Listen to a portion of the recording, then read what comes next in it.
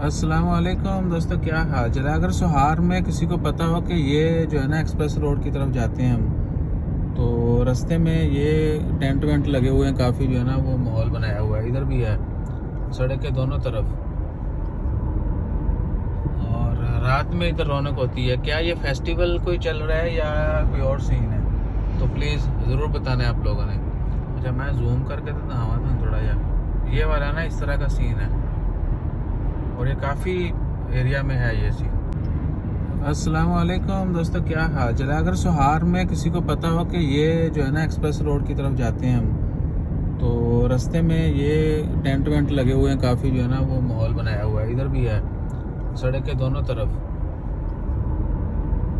और रात में इधर रौनक होती है। क्या ये फेस्टिवल कोई चल रहा है या कोई और सीन है, तो प्लीज़ ज़रूर बताना आप लोगों ने। अच्छा, मैं जूम करके तो दिखावा था थोड़ा यार। ये वाला ना इस तरह का सीन है, और ये काफ़ी एरिया में है ये सीन।